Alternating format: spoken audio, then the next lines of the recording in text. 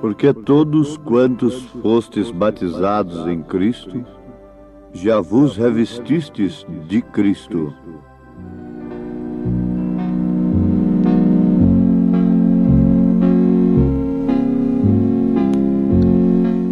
Não vá fazer as obras primeiro. Entre primeiro no Espírito, e então faça as obras e veja o que Deus fará. Esta é uma recomendação do profeta desta era. Não vá fazer as obras primeiro. Entre primeiro no Espírito, e então faça as obras e veja o que Deus fará. Ninguém melhor do que Jesus sabia que um homem, antes de fazer a sua obra, antes de ir para o ministério, deve ser cheio do Espírito Santo. E por isto, ele recomendou aos seus homens de confiança, através dos quais ele edificaria sua igreja, pela revelação do Espírito Santo. Ficai em Jerusalém, até que sejais revestidos do poder do alto. Mas pode-se fazer a obra de Deus sem esse revestimento? Sim, perfeitamente.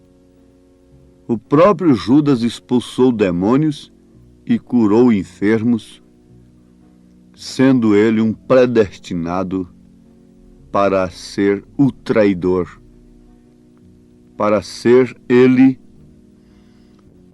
o homicida, aquele que entregaria Jesus Cristo. Antes de negar a Jesus, Pedro também curou os enfermos, expulsou os demônios e voltou com os demais, inclusive Judas, alegre, dizendo: em teu nome até os demônios se nos sujeitam. Em São Mateus capítulo 7, versículo 22 e 23, Jesus deixa bem claro que o homem pode fazer a obra de expulsar demônios, maravilhas, curar enfermos, estando em iniquidade. Leiam São Mateus capítulo 7, versículo 22 e 23. Lá no Velho Testamento nós encontramos Balaão com uma profecia verdadeira, mas com uma doutrina diabólica. Vocês notaram isto? Balaão tinha uma profecia verdadeira. Ele não pôde de maneira alguma amaldiçoar Israel. Mas, no entanto, a sua doutrina foi diabólica e condenada lá no Apocalipse. Ela forma o trio, ela forma a trindade doutrinária que Deus odeia e aborrece e que levará o mundo chamado cristão para o inferno. São três doutrinas: nicolaíta, baalanita e jezabelita. Leia que Balaão profetizou somente a verdade. Isto é o suficiente para nós constatarmos que muita coisa pode ser feita e impressionar o povo e arrastar multidões, sendo apenas uma coisa supérflua, ou melhor dizendo, falsa. Sendo falsa, e se possível, enganaria até os escolhidos. Agora, o caso importante é o que os escolhidos não serão enganados. Com segurança nós devemos viver sobre este sentido. Com segurança nós devemos pregar. Com segurança nós devemos seguir adiante, que os escolhidos não serão enganados. Devemos pregar o sinal, devemos pregar as obras de Cristo para todos, como se prega a cura divina, como se prega a salvação. Embora sabendo que nem todos são escolhidos, nem todos a aceitarão, nem todos viverão a mensagem. Você sabe que nem todos são curados, nem todos, portanto, são salvos. Mesmo dizendo que creem na cura divina, e lutando pela cura divina, e chorando pela cura divina, e se arrastando, e se sacrificando, e dando dinheiro, atendendo apelos mercenários, muitos não são curados. Porque o dom de cura divina não está em quem está orando pelos enfermos, está no próprio enfermo, na própria pessoa que recebe a cura. O dom é dádiva de cura divina, está na pessoa que recebe a cura, e nem todos têm esse dom. Você vai numa reunião e é curado, e fica pensando que o homem que orou por você é que tem o dom de cura divina. Não, o dom de cura divina está em você, para receber esse dom, quer dizer, essa dádiva da cura. Você precisava de saber disto. Agora, nem todos são curados. Embora lamentando, embora chorando, embora pagando, embora crendo, mas não são curados. Assim também é a salvação, e muito especialmente o arrebatamento. Nem todos que choram, nem todos que dizem Senhor, Senhor, nem todos que clamam, nem todos até mesmo que obedecem de uma maneira legal, estarão no arrebatamento. Isso não é para quem quer, isso não é para quem corre, é para quem Deus chama. E isto está testificado dentro do eleito. Isto é testificado pelo Espírito Santo no coração do Filho de Deus. Isto é como que o fundo clamando o fundo, e havendo um fundo para responder.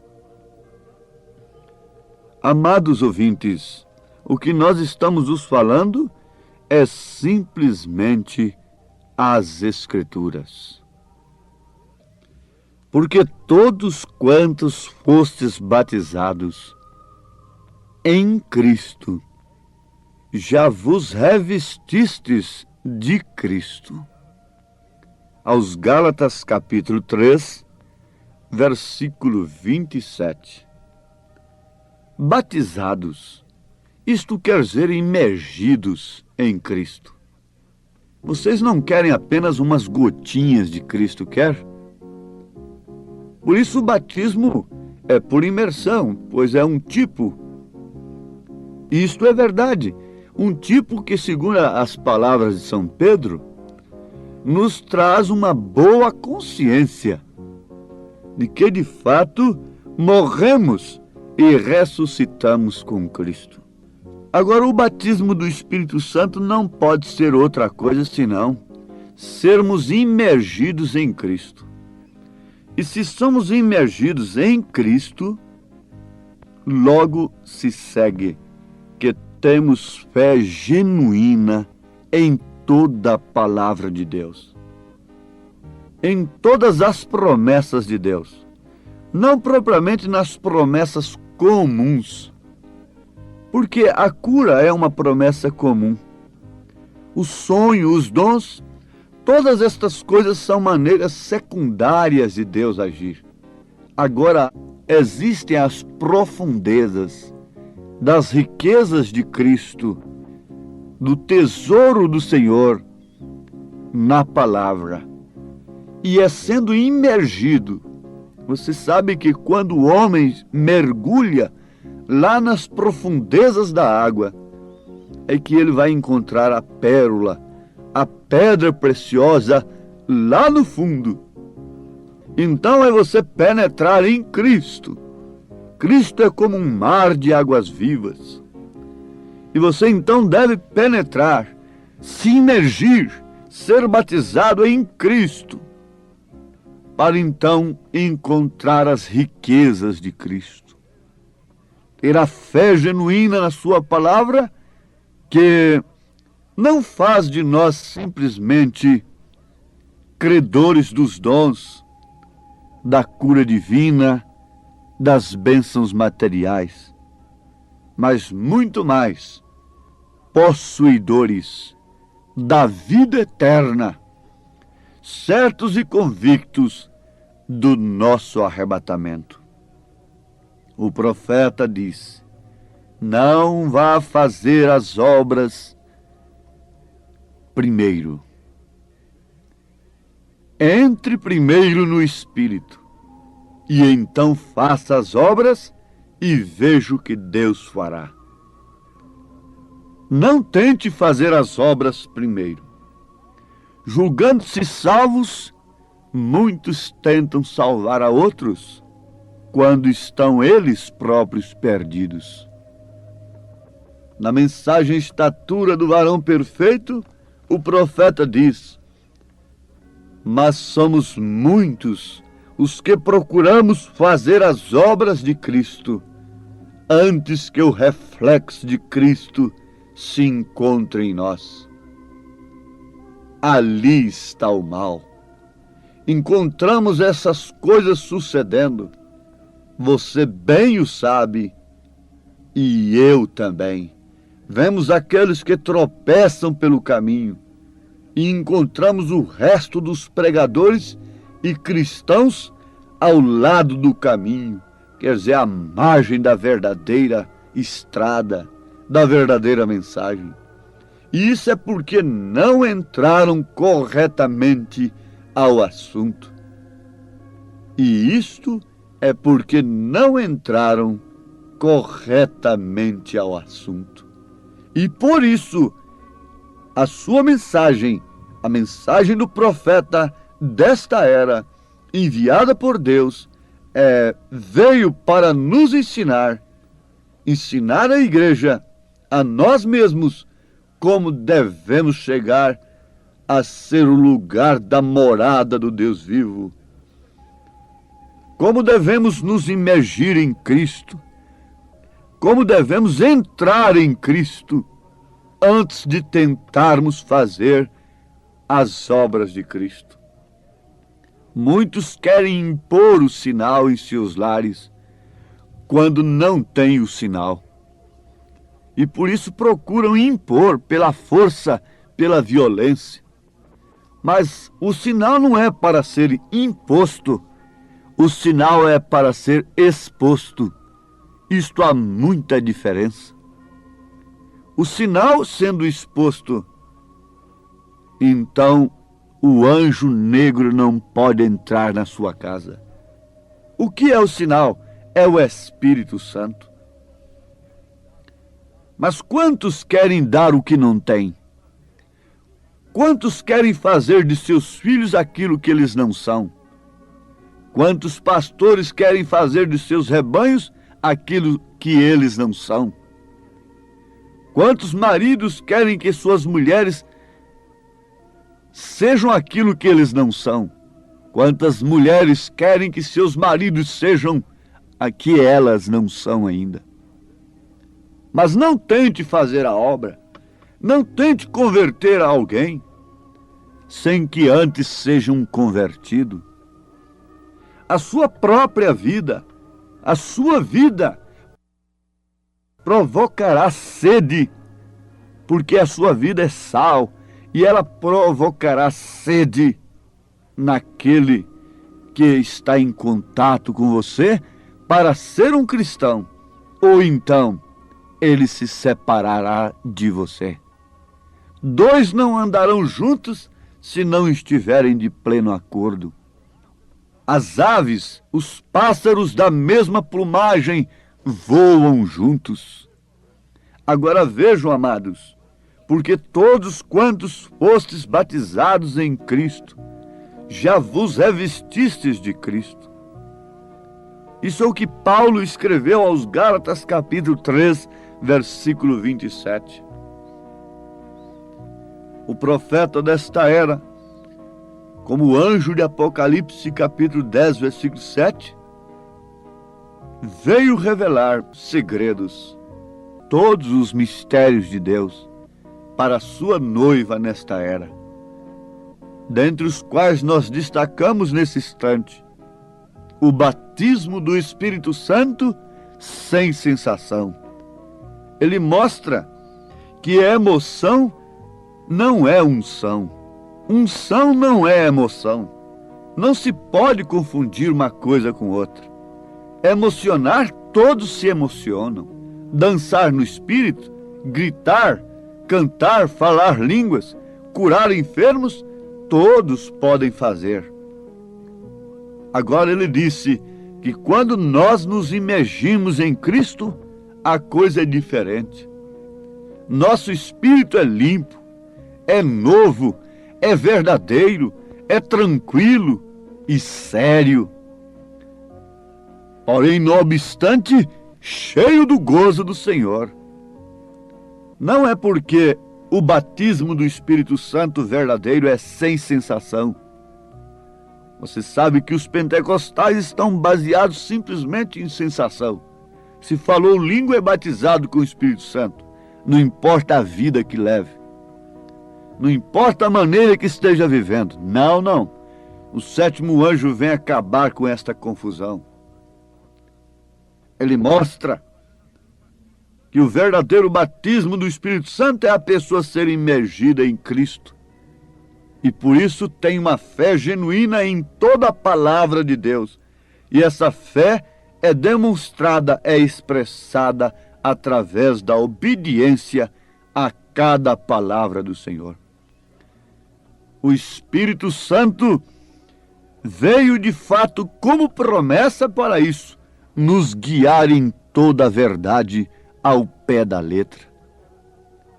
Agora, apesar disto, apesar das evidências, da sensação, da emoção não ser o sinal verdadeiro, a prova verdadeira do Espírito Santo, o cristão verdadeiro deveria ser mais exuberante e cheio de prazer no Senhor do que o mundo quando saboreia as delícias de seus prazeres. Porque tanto os cristãos como os homens do mundo são humanos. Ambos têm emoções. A diferença é que o coração e as emoções do cristão estão inteiramente no Senhor da glória e seu amor, enquanto que o mundo satisfaz a carne. A alegria do cristão está no cumprimento da palavra de Deus, como disse Maria. A minha alma engrandece o Senhor, e o meu espírito se alegra em Deus, o meu Salvador. Onde está a sua alegria? O que move com seu vaso de emoção? É o gol do futebol? É a cena sensual e provocante adúltera daquela novela? Aquela cena de amor? São os tiros daquele bandido no cinema? O que é que mexe com seu vaso de emoção? Esta palavra te emociona? A mensagem de Elias era alegria para Jezabel? Não, ela tinha folguedos, ela tinha alegria, ela tinha emoção, mas não com a mensagem de Elias. A igreja desta era tem alegria, tem emoção com a mensagem de Elias? Não. A sua emoção está simplesmente naquilo que é terreno, naquilo que é material. Os seus olhos estão na aparência terrena, E o reino de Deus não vem com aparência terrena, com aparência humana. O reino de Deus vem espiritualmente. Portanto, antes de tudo, temos de entrar no Espírito para nos emocionarmos, para sentirmos o prazer daquilo que é espiritual. Isto é a mensagem, isto é a palavra de Deus, isto é estar em Cristo sob todas as circunstâncias desta vida. Deus os abençoe, ouvintes, no nome de nosso Senhor Jesus Cristo. Amém.